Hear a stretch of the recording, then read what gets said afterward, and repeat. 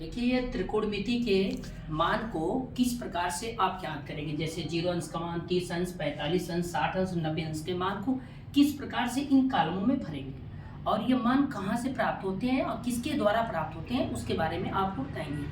तो आप कहाँ से कहाँ तक नंबर लेंगे, 0 से 4 तक नंबर ले लीजिए। देखिए हल करके इसे हम बता रहे हैं आपको। 0, 1, 2, 3, 4 ये 5 नंबर ले लिए। इसके बाद इन नंबरों को रूट के अंदर लिखेंगे, यानी कड़ी के अंदर लिख देंगे। कड़ी के अंदर 0, कड़ी के अंदर 1, कड़ी के अंदर 2, कड़ी के अंदर 3, कड़ी के अंदर 4। उसके बाद इन सभी नंबरों में 2 का डिवाइड कर देंगे, 2 का भाग दे देंगे। इन सभी नंबरों में जो पांचों नंबर है सभी में 2 का भाग दे देंगे और इसके बाद भाग देने के बाद इसे हल करेंगे। 0 का वर्गमूल 0 और 0 का वर्गमूल 0 होगा। 0 में 2 का भाग देंगे तो 0 आएगा। इसके बाद कड़ी के अंदर 1 का वर्गमूल 1 बटे के 2। अब इसके बाद इसका हम डिवाइड नहीं करके पॉइंट के रूप में इसका मान नहीं निकालेंगे, जैसे मान उसी प्रकार से रहेगा। जब इससे यह कटेगा नहीं तो जैसे उसी तरह इसे लिख दीजिए। इसके बाद कड़ी के अंदर 2 का परमेयीकरण कर दीजिए। अंश वाली संख्या का परमेयीकरण कर सकते हैं। कड़ी के अंदर 2 बटे के 2 है तो अंश में कड़ी के अंदर 2 का गुणा अंश में भी करेंगे और हर में भी करेंगे। तो 2 दूना के 4 का वर्गमूल 2 हो गया बटे के 2 कड़ी के अंदर 2। इसके बाद जो कड़ी के अंदर 3 है इन नंबर का परमेयीकरण नहीं करेंगे। क्यों नहीं? क्योंकि परमेयीकरण जब इसका करेंगे तो यह नंबर किसी से कटेगा नहीं, न विभाजित होगा। इसीलिए यह नंबर जैसे उसी तरह से छोड़ दीजिए जहां पर अपने जगह पर है। और उसके बाद 4 का वर्गमूल 2 बटे के 2, 2 से 2 कैंसिल हो गया तो 1 आ गया।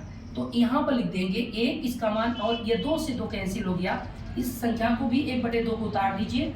इसके बाद यह जो कट गया तो इसका आ गया 1 बटे कड़ी के अंदर 2 और यहाँ पर जो कट गया तो आ गया 1। और इसके बाद जो यह मान आया है कड़ी के अंदर 3 बटा 2 जैसे छोड़े उसको भी यहाँ पर उतार लीजिए ताकि आपको पता रहेगा कि कैसे मान हम भरेंगे इस कॉलम में। तो देखिए जो हम बाएं से दाहिने तरफ बढ़ते गए इन नंबरों को उसी प्रकार से आप एकदम सीधा आप इसी क्रम से एकदम सीक्वेंस से भर दीजिए इन नंबरों को। 0, 1 बटा 2, 1 बटा कड़ी के अंदर 2, कड़ी के अंदर 3 बटा 2, 1 इन कॉलमों में भर दीजिए। तो 0, 1 बटा 2, उसके बाद 1 बटा कड़ी के अंदर 2, कड़ी के अंदर 3 बटा 2, इसके बाद 1। अब जो हम बाएं तरफ से दाहिने की तरफ गए, अब जो दाहिने तरफ के नंबर है इनको उठाकर क्रमशः यहाँ पर लिखेंगे। यहाँ से लिखना प्रारंभ करेंगे तो इस नंबर को यहाँ पर लिखेंगे 1। फिर उसके बाद कड़ी के अंदर 3 बटे 2 को यहाँ लिखेंगे, 1 बटे कड़ी के अंदर 2 को यहाँ लिखेंगे, 1 बटे 2 को इस खाने में लिखेंगे और 0 को यहाँ लिखेंगे। ये 2 कॉलम हो गए कंप्लीट। अब तीसरा जो हमें tan का वैल्यू निकालना है तो जो cos का वैल्यू है इन्हीं का मान का भाग इन साइन में डिवाइड कर देंगे। तो 1 का भाग 0 में दे देंगे तो 0 आएगा।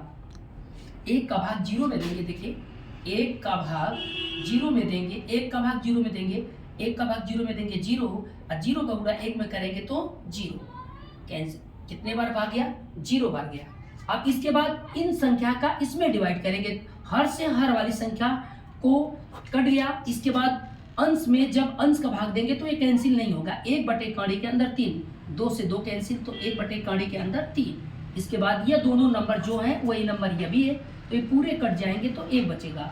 उसके बाद हर से ये हर वाली संख्या कट जाएगा। 1 का भाग कड़ी के अंदर 3 में देंगे तो कड़ी के अंदर 3 और 0 का भाग 1 में देंगे तो इनफाइनाइट यानी अपरिभाषित। उसके बाद tan का मान ज्ञात हो गया।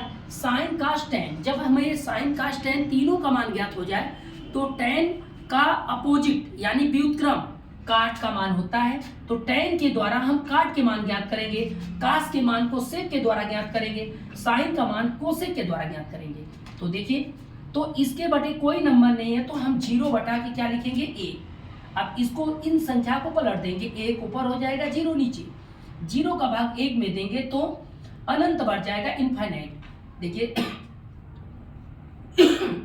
0 का भाग 1 में 0 1 कम 0, 0 आया, 1 शेष बचा यानी बार बार शेष 1 ही आएगा। इसीलिए आप इनके स्थान पर इनफाइनाइट लिखेंगे। कड़ी के अंदर 3 से आपको इन संख्या को पलट देंगे, कड़ी के अंदर 3 ऊपर होगा, 1 नीचे, 1 का भाग कड़ी के अंदर 3 में देंगे तो कड़ी के अंदर 3 और इसके बटे 1 मानकर 1 में 1 का भाग देंगे 1 आएगा। यहाँ पर इसके हर के रूप में कोई अंक नहीं है तो 1 मानेंगे, इसके हर के रूप में 1 लिखेंगे और लिखकर इसमें डिवाइड कर देंगे तो 1 बटा कौड़ी के अंदर 3। और इनफाइनाइट का मतलब इनके स्थान पर आप लिख सकते हैं 1 बटा 0। तो 0 को जब ऊपर करेंगे 1 के नीचे तो भाग देंगे तो आपका 0 आ जाएगा यहाँ पर। इसके बाद सेक के मान को हम किसके द्वारा प्राप्त करेंगे? कास के द्वारा। तो इसके भी हर के रूप में कोई नंबर नहीं है, 1 मानेंगे हर के रूप में तो 1 को पलटेंगे, नीचे भी 1 आएगा, 1 में 1 का भाग देंगे 1। इस संख्या को पलट दीजिए 2 बटे कौड़ी के अंदर 3। अब इन संख्या को भी पलट दीजिए कौड़ी के अंदर 2 ऊपर और 1 नीचे, डिवाइड करेंगे तो कौड़ी के अंदर 2। इसके बाद इन संख्या को भी पलट देंगे 2 ऊपर 1 नीचे, 1 का भाग 2 में देंगे तो 2। और इन संख्या को भी पलटेंगे 1 ऊपर हो जाएगा, 0 नीचे, 0 का भाग 1 में देंगे तो इनफाइनाइट आएगा। 0 का भाग हम 1 में देंगे, देखिए यहाँ पर साइड में दिखा रहे हैं तो 0 बटा के 1 और 1 ऊपर संख्या होगा, 0 नीचे, 0 का भाग आप 1 में देंगे तो इनफाइनाइट आएगा। 0 का भाग 1 में देंगे तो इनफाइनाइट आएगा। यहाँ पर इनफाइनाइट लिखिए। अब कोसेक का मान साइन के द्वारा 0 बटे के 1 मान लीजिए हर के रूप में 1 ऊपर हो जाएगा, 0 नीचे, तो 0 का भाग आप 1 में देंगे तो यहाँ पर इनफाइनाइट यानी अपरिभाषित। 2 को ऊपर कर दीजिए, 1 को नीचे, यानी 2 आएगा। यह भी कौड़ी के अंदर 2 को पलट दीजिए, कौड़ी के अंदर 2 और इन संख्या को भी पलटेंगे तो 2 बटे कौड़ी के अंदर 3 और इनको भी पलटेंगे इसके बटे 1 मानकर तो 1 में 1 का भाग देंगे, 1 आएगा। यह पूरा मान आपको साइन, कॉस, टैन, कोसेक, सेक का मान प्राप्त हो गया। इसमें अगर वीडियो अच्छा लगे तो लाइक कीजिए और शेयर कीजिए और सब्सक्राइब कीजिए।